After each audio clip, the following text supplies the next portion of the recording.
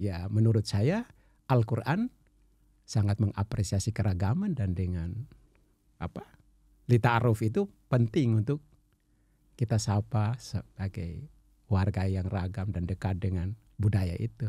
Kenapa harus saling kenal mengenal? Ya kenal maka semakin ada keharmonisan, kecintaan kan. Kalau nggak kenal gimana? Banyak kesalahpahaman. Iya, harus kenal. Manusia kenal ilmu apapun yang pertama-tama kali ilmu muncul pada diri manusia adalah bahasa. Itu mereka apabila sungguh-sungguh beriman kepada Allah, mereka itu mendapat pahala kebaikan dari Allah Subhanahu wa taala. Manusia itu sangat mulia. Khalaqnal insan fi ahsani taqwim. Allah memuliakan manusia maksudnya. Orang itu akan sangat dekat dengan kita apabila bahasa dia kita kenal. Allah enggak akan repot nanya bahasamu nanti ketika berjumpa dengan dia. Allah hanya ingin berjumpa dengan ya ayyuhalladzina amanu. Itu aja. Keragaman itu tidak perlu diseragamkan itu. Boleh. Keragaman tidak perlu diseragamkan.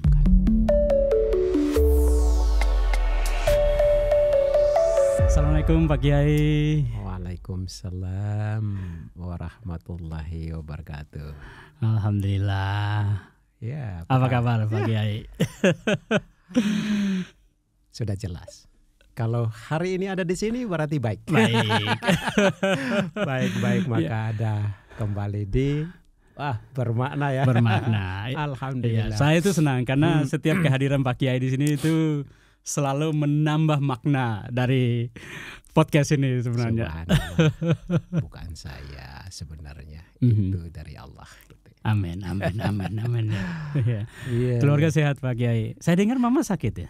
Alhamdulillah, memang 2 bulan lalu kena diabetes begitu. Tapi alhamdulillah sudah mulai sehat kembali. Ya, Pak Kiai makasih sudah mampir di sini. Kita terakhir ketemu mungkin di sini tahun lalu mungkin setahun ya. Ada 1 tahun lalu. Idul ada tahun lalu ya sepertinya. Kalau tidak salah ya? Iya. Alhamdulillah. Ya, udah sangat lama. Tapi alhamdulillah saya senang. Makasih banyak Pak Kiai. Lamanya waktu itu dekat hari ini. Amin. Semua karena Allah ridho ya. Itu paling utama. Iya, Pak Kiai sebenarnya saya mau banyak nanya nih waktu Pak Kiai datang. Karena ini kesempatan saya mau belajar banyak. Terlalu banyak, saya seperti terlalu sedikit untuk menjawab. Tetapi Bismillah. Amin. Ya. Ini Pak Kiai ya. Beberapa waktu lalu itu MUI sempat mengeluarkan fatwa mengenai larangan salam lintas agama. Iya. Nah hari ini sebenarnya saya enggak mau nanya soal komentar Pak Kiai soal itu. Karena saya kira tidak elok, tidak etis itu untuk mengganggu mengomentari. saya itu. Tidak apa-apa. Ya silakan. Tetapi bagi saya ini karena kebetulan kita ini kan berkecimpung dengan banyak masyarakat yang beragam. Ya. Khususnya dengan saya dalam bersosial. Itu kan bertemu dengan ada namanya dari Nasrani, dari Hindu, Buddha, semuanya lintas agama kita ketemu semua. Dan kadang kalau kita ketemu, kita ucapin salam tuh, assalamualaikum atau shalom atau apalagi biasa kasih sambutan seperti itu ya. Nah di sisi lain kita mendapatkan ada fatwa seperti itu.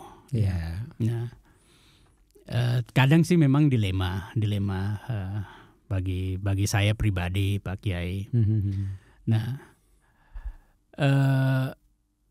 kalau menurut Pak Kiai dan dalam Islam sendiri, bagaimana melihat dan menghadapi situasi masyarakat yang begitu majemuk, apalagi di negara kita di Indonesia saat ini?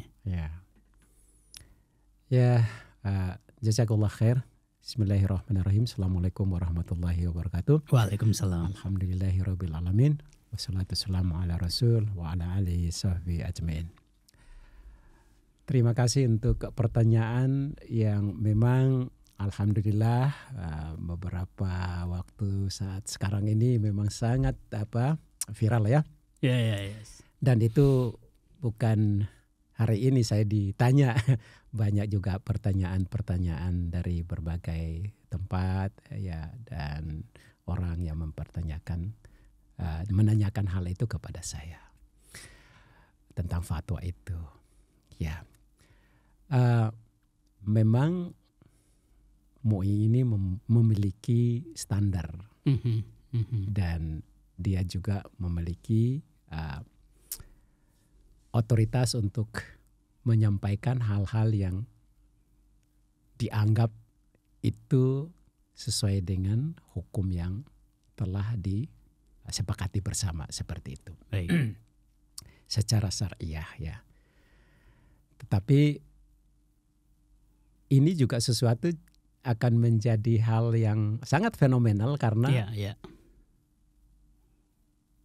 sejarah kita Indonesia itu adalah di mana umat beragama dari agama manapun mereka seperti sangat harmonis gitu ya, hubungan itu, sehingga sapa menyapa dengan tradisi dan budaya itu sudah menjadi karakter keindonesiaan ya itu ya, khususnya ya seperti itu. Jadi secara budaya ya Indonesia sangat cocok dengan keragaman itu dan menyapa dan menghargai, menghormati budaya dengan sapaan agam seperti itu. Dan itu natural, alamiah, fitrah gitu ya. Fitrani lah ya. Tetapi kalau melihat ya ini di luar kayak pengertian hukum tadi ya oleh fatwa Majelis Ulama. Dan sebenarnya saya tidak ingin kita membahas fatwa itu sebenarnya. Itu kajian dan mereka memandang seperti itu ya kita hormati. Tetapi secara fitrah nih yang kita akan bahas itu juga tidak bertentangan ya, keragaman itu tidak bertentangan dengan Al-Quran misalnya. Misalnya surat Al-Hujurat ya ayat 13. Khalaqna min dzakari wal unth wa ja'alna min syu'ub wa qabaila lita'aruf. Inna akrabakum indallahi atqakum. Nah ini menarik ini ayat ini bahwa ya itu keragaman ini ya kreativitas atau khalaq ya ciptaan dari Allah. Bersuku-suku, etnis, berbangsa-bangsa itu adalah mutlak ciptaan dari Allah. Untuk apa? Lita'aruf gitu ya. Untuk saling kenal mengenal. Bagaimana menyapa dengan budaya yang ragam ini kan identitas yang menonjol pada budaya itu ya bahasa dia, salam dia, ya, dan itu memang fitrah dari Allah kan. Sunnah Allah kan gitu ya. Jadi dari pandangan Quran itu tidak masalah. Jadi sangat apa ya? Dihormati gitu, perlu dipupuk, ditumbuh kembangkan gitu, karena memang itu adalah sama maknanya kita menghormati karya ciptaan Allah sebagai orang mukmin ya, orang yang beriman ya. Ini kan hak cipta karya Allah gitu ya. Kalau cipta karya saya punya peraturan. Oh ya nggak boleh ini peraturan karena saya ciptakan, tidak boleh A, B, C kan. Ya, tapi ini dari Allah. Ya menurut saya Al-Quran sangat mengapresiasi keragaman dan dengan lita'aruf itu penting untuk kita sapa sebagai warga yang ragam dan dekat dengan budaya itu. Ya ucapkan dengan bahasanya akan lebih dekat lagi kan. Tidak asing kan. Gitu. Ya jadi mungkin tidak bermasalah sebenarnya. Jadi secara fitrani ya. Secara fitrani yang Pak Kiai sampaikan bahwa dalam Islam sebagaimana dalam Al-Quran di surah Al-Hujurat ya 13. Al-Hujurat 13 itu bahwa berarti sejak awal Allah itu menginginkan keberagaman. Bukan seragam. Bukan. Karena Dia menciptakan manusia dari bersuku-suku, berbangsa-bangsa. Untuk itu tadi. Satu tujuan. Li ta'aruf. Ya. Kenapa harus saling kenal mengenal? Ya kenal maka semakin ada keharmonisan, kecintaan kan. Kalau nggak kenal gimana? Banyak kesalahpahaman. Iya, harus kenal. Jadi mungkin dia ucapkan salam seperti ini A, B, C ini ya dalam rangka itu cara dia ya berbudaya dengan ucapan itu dan itu indah kan. Supaya tercipta keharmonisan dan keindahan itu, seperti itu. Ya. Dan mungkin ya karena ini masuk ke ranah hukum dianggap bahwa itu akan menodai citra daripada sebuah lembaga gitu ya seperti itu. Baik. Kalau dibawa ke ranah hukum gitu ya, seperti itu. Nah mungkin saya tidak lari ke ranah hukum dan lembaga karena itu itu ranahnya Pak Kiai dan MUI. Tapi begini Pak Kiai, kembali kalau kita salam itu kan berhubungan dengan keberagaman bahasa. Ini bahasa seperti Assalamualaikum kan bahasa Arab yang maknanya adalah kalau bahasa Indonesia salam sejahtera ya kurang lebih seperti itu kalau salam damai. Gitu. Ada yang good morning. Dalam bahasa yang berbeda-beda. Nah, bukankah di dalam Islam perbedaan bahasa itu adalah salah satu bentuk kebesaran Allah? Dalam Al-Quran, saya baca dalam Al-Quran. Mohon izin Pak Kiai saya kutip. Kebetulan ini yang saya baca tadi pagi itu di mana ya saya lupa sebentar. Surah Ar-Rum ayat 22 itu. Arum. Dan di antara tanda-tanda kebesarannya ialah penciptaan langit dan bumi, perbedaan bahasamu dan warna kulitmu. Jadi kan berarti kan kita tidak diciptakan dengan satu bahasa yang superior, tapi dengan ragam bahasa sebagai bentuk kebesaran Allah. Betul. Nah, bagaimana Pak Kiai melihat ini? Saya khawatirnya kalau saya ucapkan salam dalam bahasa yang berbeda, orang itu tidak mengerti. Tapi kalau saya tidak mengucapkan salam, nanti dipikir salah juga. Jadi seperti apa melihat ini Pak Kiai? Begini, kita tahu bahwa kalau Allah menyampaikan seperti itu, perlu kita pahami ilmu paling awal dari manusia adalah bukankah bahasa? Sebelum manusia kenal ilmu apapun, yang pertama kali ilmu muncul pada diri manusia adalah bahasa. Betul atau tidak? Iya. Karena harus ada komunikasi. Ya. Anak yang masih kecil pertama kali dia akan apa? Nangis. Mengungkapkan bahasa yang keluar dari dia ucapkan sesuatu yang walaupun kadang kita tidak mengerti, tapi ada bahasa dia. Jadi awal mula fitrah manusia dalam keilmuan adalah yang Allah tadi sabdakan tadi ya. Itu adalah bahasa. Dan Allah juga memperkenalkan diri dengan budaya bahasa. Ya kan?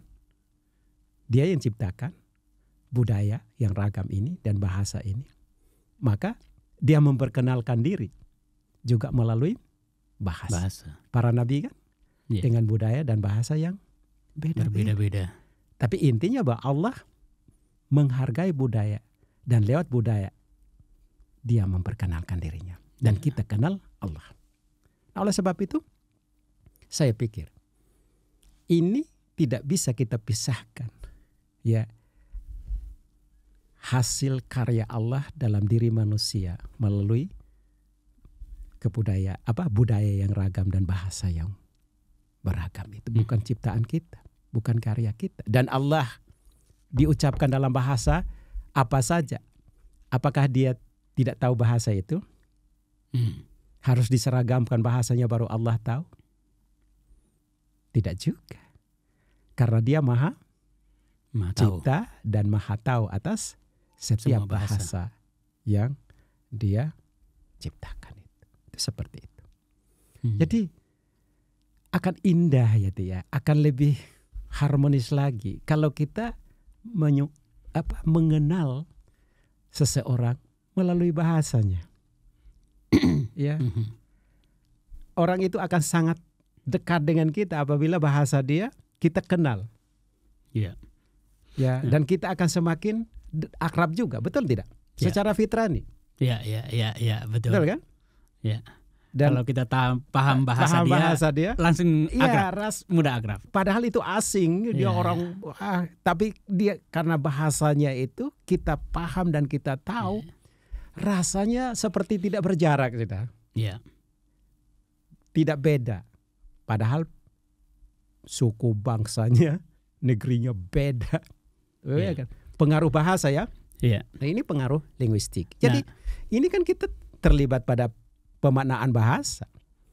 Maka ini kan menyapa kan, menghormati, apresiasi budaya orang dengan bahasa. Bukankah itu suatu amalan yang disenangi juga oleh Allah sebagai pencipta bahasa yang ragam. Nah, tapi kemudian kita batasi. Oke. Seharusnya ya budaya itu jangan ada juga kan. Bahasanya juga jangan ada, diseragamkan aja satu aja kan gitu. Dan itu sebenarnya melanggar apa yang fitrah Allah dalam Al-Quran itu surah kan fitrah Al-Jurut atau sunnah Allah kan gitu ya. Ya ini perlu kita berpikir ulang tentang statement kita untuk membatasi ruang lingkup keragaman Allah gitu ya. Apakah sudah benar gitu ya? Mungkin secara hukmiyah ya benar, tetapi secara hakikat itu ya, dengan keragaman dan bahasa yang ragam, apakah ini sudah benar kita menyatakan itu tidak baik kalau dilibatkan dalam satu ucapan. Nah, pakai mungkin kembali ke kita sedikit dengan dalam hal bahasa ini. Nah, saya mencoba untuk memahami apakah ada batasan perbedaan bahasa dalam konteks sosial dan konteks agama. Iya. Apakah ada agama sendiri, ada ranah eksklusif untuk bahasa itu sehingga ini kalau dipakaikan oleh orang yang beragama lain itu kurang pas. Apakah ada konteks seperti itu dalam Islam sehingga supaya kita tidak salah karena ini terkait bahasa. Ya kalau konsep syariah sudah jelas. Dia akan lebih memprioritaskan budaya yang munculnya kebenaran itu berasal. Itu pasti dia pakai itu. Seperti Al-Quran turun di Arab, jadi semuanya harus bahasa Arab. Nah, tapi kalau kita lihat dari perspektif Qur'aniyah, ya kita tadi kan Al-Hujr menyatakan keragaman itu adalah mutlak, itu ciptaan Allah yang tidak bisa kita bantah ya seperti itu. Kemudian bahasa itu juga seperti itu, sama kan? Seperti itu. Karena itu Al-Quran kemudian coba lebih memperjelas kenapa turun dalam bahasa Arab gitu ya. Apakah memang itu nanti kemudian akan meluas kemana-mana Islam? Apakah hanya dengan bahasa Arab? Lalu Al-Quran coba menjelaskan bahwa turun dalam bahasa Arab supaya orang Arab mudah memahami Quran. Sementara di dalamnya ada Taurat, Zabur, Injil sebagai kitab Allah juga yang bahasanya dan budayanya beda. Tetapi kenapa tidak dalam bahasa budaya mereka? Karena kalau dalam bahasa budaya, katakanlah Taurat itu bahasa apa? Ibrani. Atau Injil bahasa Yunani. Disampaikan ke orang Arab yang tidak paham tentang Ibrani dan Yunani, pengertian dia terhadap kebenaran akan lambat. Atau bahkan dia sama sekali mungkin kalau bahasa Quran sumum bukmun umyun dibuta tulis, maka diturunkan dalam bahasa Arab supaya orang-orang Arab mudah memahami kebenaran itu lewat bahasa dan budayanya. Dengan kata lain, kalau bergeser ke negeri lain yang bahasanya lain, pertanyaannya, apakah boleh dibahasakan dengan budaya dia? Kan begitu kan? Kalau lihat ayat ini sepertinya tidak ada penekanan harus tetap bahasa itu. Karena dalam bahasa budaya itu supaya budaya dan bahasa itu berikan cepat dimengerti oleh orang setempat, orang yang punya budaya dan bahasa itu. Berarti ke bangsa lain atau budaya lain supaya cepat mengenal, ya akan lebih cepat kalau diterjemahkan ke dalam bahasa dia gitu ya, bahasa ibunya gitu. Yeah. Bahasa budayanya akan lebih apa? Mudah paham dia. Yeah. Dan itu Allah sudah memberikan kebebasan untuk mereka memahami dia lewat bahasa dia kan begitu ya, mengenal dia kan seperti itu. Dengan kata lain, Bapak ingin mau mengatakan bahwa misalnya Al-Quran turun dalam bahasa Arab, bukan karena bahasa Arab itu bahasa yang superior atau bahasa yang suci, tetapi kenapa diturunkan dalam bahasa Arab? Karena supaya orang Arab lebih mudah dimengerti. Ya, betul. Kenapa misalnya Taurat atau Injil diturunkan dalam bahasa Ibrani supaya orang setempat mengerti, bukan karena bahasa Ibrani itu bahasa suci atau bahasa surga. Itu budaya, Pak. Oke. Budaya, hubungan sosialnya ya. Karena agama akan mempengaruhi hubungan sosial. Kalau hubungan sosial kan ragam kan, bukan seragam. Iya. Dan itu memang itu adalah kreativitas mutlak.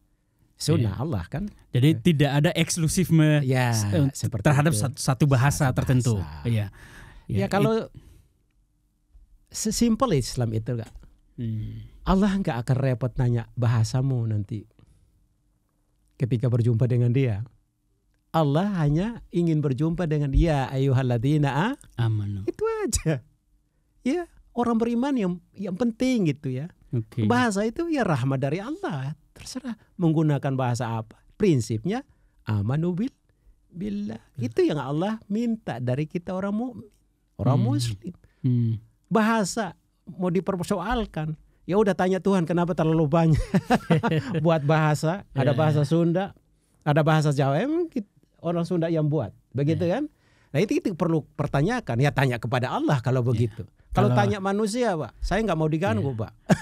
Misalnya. Kalau di surah Ar-Rum tadi itu sebagai salah satu tanda-tanda kebesaran Allah.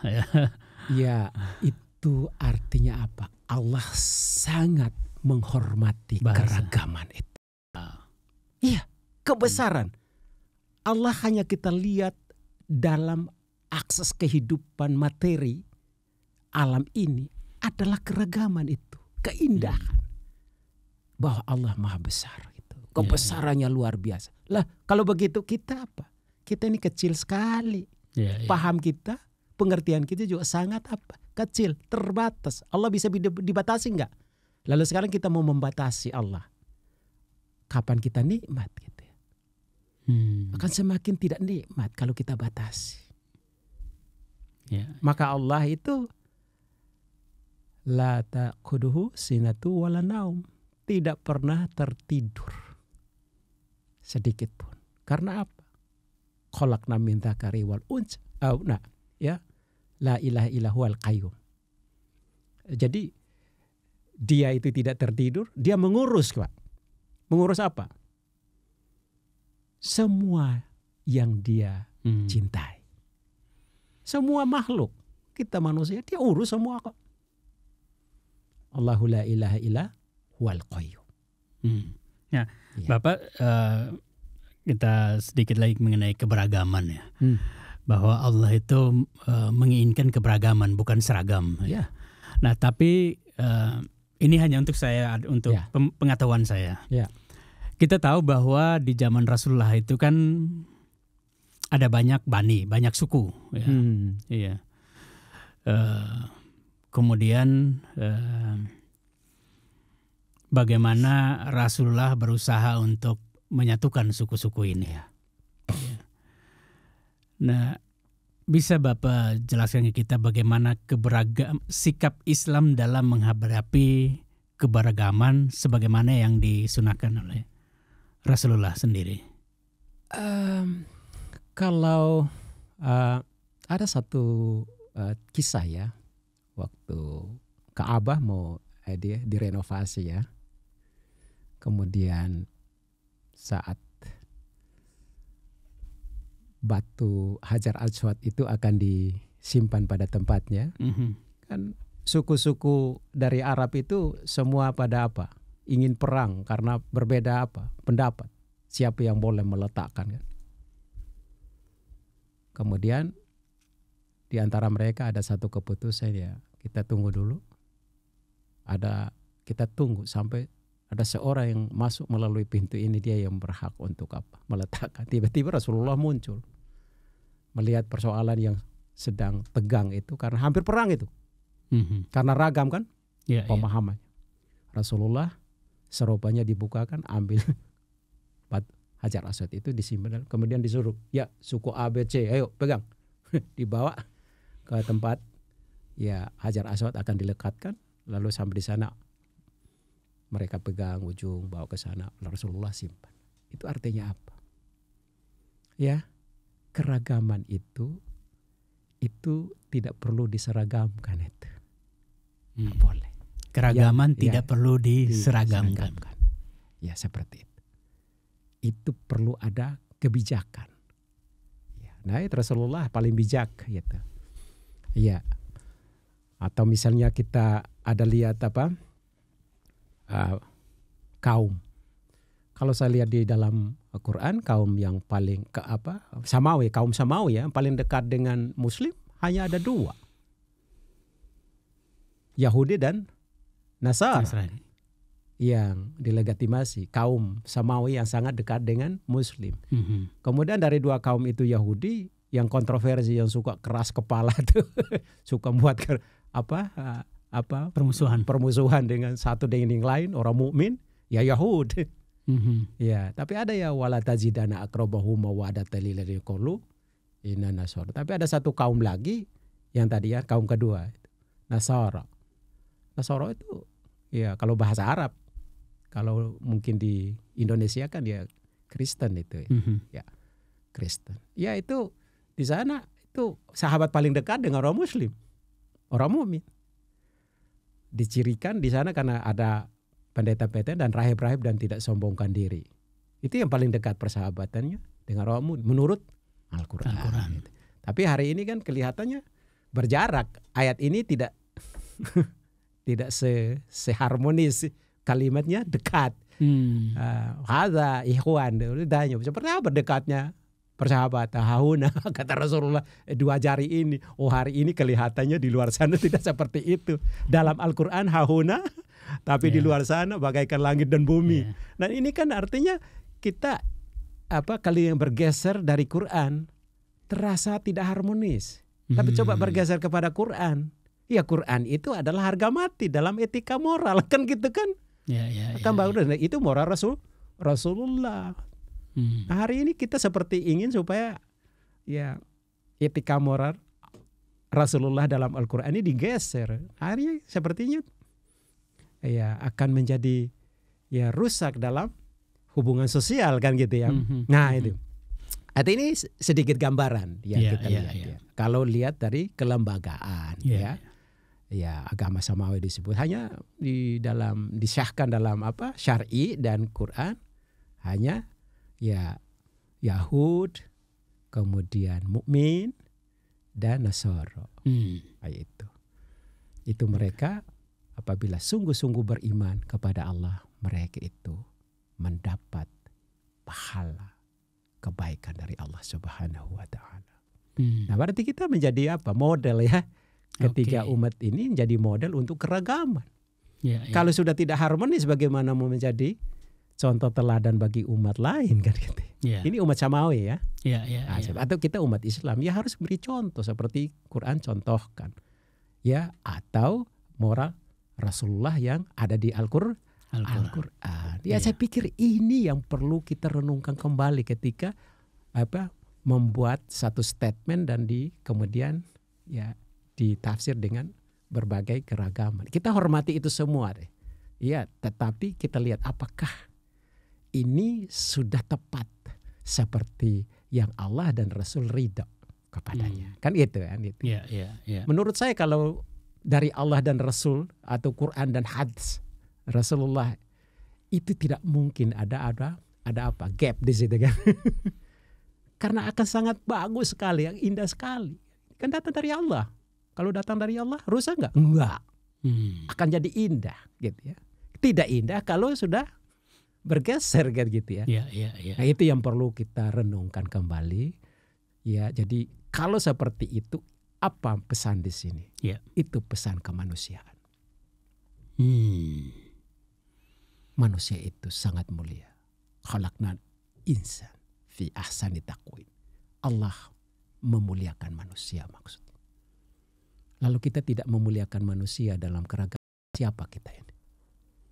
Itu saja. Allah sangat apa?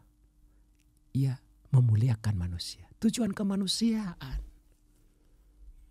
Apakah statement kita ini akan mewujudkan kemanusiaan yang rahmatan lil alamin gitu ya? Ini perlu renungan kan begitu. Atau bahkan menjadi perpecahan dan kemudian terjadilah sesuatu yang ya tidak membangun keislaman kita secara harmonis gitu ya. Di dalam bangsa yang ragam ini. Nah, mungkin terakhir Pak Kiai. Seperti tadi saya bilang, mungkin kan ada ranah dalam konteks kelembagaan, agama dan konteks hubungan sosial. Nah, bagaimana supaya kita bisa, misalnya saya punya banyak teman dengan beragam yang ada, supaya ranah agama saya nggak salah, tapi dari sosial juga nggak salah. Apa yang menjadi dasar tolak ukur saya? Oke. Kita kembali tadi fatwa ya tadi ya. Fatwa itu memang kemudian ya mendapat respon ragam juga daripada ulama. Ada yang ya menyetujui, ada juga yang tidak menyetujui. Artinya ini konsep. Nah, karena itu supaya kita tidak salah, kembali kepada anjuran utama. Kalau terjadi persoalan di dalam keislaman kita, kembalikan kepada Allah dan Rasul. Atau kembalikan pada Quran dan hadis. Kembalikan ke Quran. Seperti itu. Itu solusinya. Nah, Quran jelas ya. Tidak bermasalah di situ. Semua itu adalah fitrah dari Allah yang perlu mendapat penghargaan, perhatian dari manusia dan ditaati. Kalau diperintahkan di dalam Al-Quran, perlu nggak ditaati? Ditaati. Harus ditaati sebagai apa? Pernyataan taat kepada Allah, yaitu taat melakukan apa yang diamarkan, diperintahkan, menjauhi apa yang dilarang. Itu aja. Ya seperti itu. Kembali ke itu. Karena seperti itu sabda Rasulullah. Nanti ada persoalan di tubuh Islam dalam hal konsep-konsep. Normal itu. Setiap orang punya. Tapi ketika tidak ada kesepakatan di dalam suatu kemaslahatan, kembalikan kepada Allah dan Rasul. Kembalikan pada Quran. Itu saja. Al-Quran menjadi satu dasar. Harga mati. Apa? Itu dasar utama. Rasulullah juga sangat menegaskan di akhir. Beliau mengingatkan itu. Hadisku baik. Jauh lebih baik Al-Quran.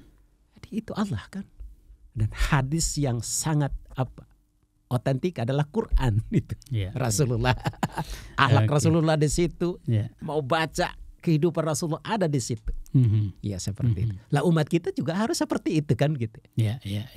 Saya yakin beliau juga bersinggungan dengan beragam. Kalau nggak beragam pasti tidak akan pernah tersampaikan ya. Di dalam Al-Quran ya. Khalaqna min dzakari wal unsa wa ja'alna min syu'ub. Wa qabaila lita'aruf. Beragam-ragam suku-suku untuk lita'aruf. Itu nggak akan muncul Pak. Nggak akan dimasukkan di Quran. Kalau itu ya dianggap menyalahi. Semua yang datang yang ada di Quran yang disampaikan Rasulullah itu dari Allah dan benar. Hudan lil muttaqin. Petunjuk bagi orang yang bertakwa. Muttaqin, orang yang bertakwa. Hudan linas, petunjuk manusia. Itu penting. Kembalikan ke petunjuk manusia, yaitu kitabullah. Makasih Pak Kiai. Ada hal terakhir yang Pak Kiai mau sampaikan kepada. Mari kita hormati Allah. Bagaimana hormati Allah? Hormati Rasul. Bagaimana menghormati Allah? Hormati Al-Quran Al-Karim. Demikian. Oke, baik. Terima kasih jazakallah khairan katsiran. Subhanakallahumma wa bihamdika asyhadu an la ilaha illa anta astaghfiruka wa atubu ilaik. Wassalamualaikum warahmatullahi wabarakatuh. Waalaikumsalam warahmatullahi wabarakatuh. Saya belajar beberapa hal hari ini dengan obrolan kita ini. Yang pertama yang Pak Kiai singgung mengenai surah Al-Hujurat dalam Al-Quran itu, bahwa sejak awal Allah menginginkan keberagaman, bukan keseragaman. Ya. Beragam itu indah. Ya. Yang kedua, tidak ada eksklusifme dalam bahasa, karena perbedaan bahasa adalah wujud dari kebesaran Allah. Salah satu wujud dari kebesaran Allah. Bahasa mempermudah kita untuk saling kenal mengenal, berkomunikasi untuk saling kenal mengenal. Ya. Dan yang terakhir itu, segala sesuatu kita kembalikan kepada Allah yaitu dalam Al-Quran. Ya. Karena itulah yang menjadi kebenaran mutlak. Makasih banyak Kiai, Pak Kiai sudah hadir di obrolan bermakna hari ini. Assalamualaikum warahmatullahi wabarakatuh.